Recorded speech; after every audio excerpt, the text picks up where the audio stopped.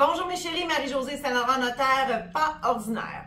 Le thème cette semaine, directive médicale anticipée ou communément appelée l'aide médicale à mourir. Je vous posais la question en début de semaine, voulez-vous être un poids pour vos proches? Et je vous mettais aussi une citation d'une histoire vécue. Alors, en fait, la question c'est ça, est-ce que vous voulez subir, le mot est peut-être fort, mais en tout cas, subir l'acharnement thérapeutique jusqu'à ce que la nature fasse son œuvre, ou si vous préférez décider de votre sort et de partir en toute dignité. C'est une question qui est très personnelle, il n'y a pas de bonne ou de mauvaise réponse. Votre choix est aussi bon qu'un autre. Et moi, mon travail, c'est de vous informer là-dessus. Donc, l'aide médicale à mourir s'applique que si vous êtes en fin de vie en état irréversible.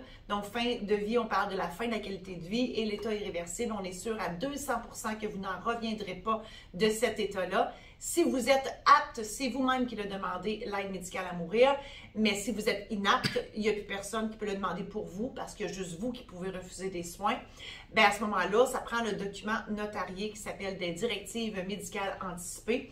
Acte notarié qui est pratiquement incontestable, et nous, on le scanne et on l'envoie directement dans votre dossier électronique à la RAMQ. Donc, il est accessible par tous les hôpitaux du Québec au moyen de votre carte d'assurance maladie. L'aide médicale à mourir vous permet de refuser 5 soins. La réanimation cardio-respiratoire, donc si le cœur vous arrête, il ne vous touche pas. La ventilation assistée, si vous manquez d'air, il ne vous touche pas. La dialyse, si vos reins arrêtent de fonctionner, il ne vous touche pas. Vous pouvez renoncer aussi à l'alimentation artificielle ou forcée, donc ils ne vous nourrissent plus, et à l'hydratation artificielle ou forcée, ils ne vous hydratent plus. Alors, c'est les choix auxquels vous êtes confrontés, donc vous pouvez refuser un ou tous ces soins-là, et le médecin est obligé de vous écouter. C'est la beauté de cette loi-là.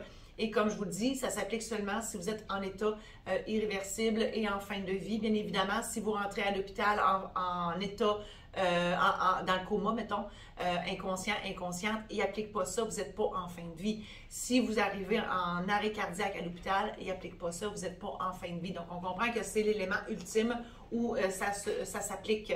Alors, voilà, c'est ce que j'allais à vous dire cette semaine. Si vous voulez en savoir plus, je vous invite à vous procurer mon guide gratuit incluant 10 questions faciles pour comprendre l'importance de faire ces directives médicales anticipées.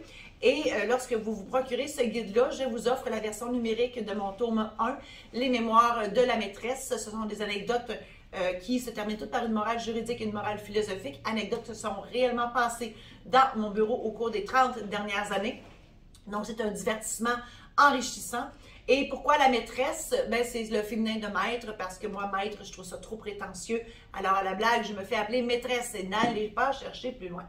Et si vous êtes prête à faire vos directives médicales anticipées, communément appelées l'aide médicale à mourir, à l'achat du programme, comment préparer vos directives médicales anticipées dans le confort de votre foyer et à votre rythme, je vous offre la version numérique de mon tome 3, Les secrets de la maîtresse, toujours des anecdotes fort instructives et fort divertissantes.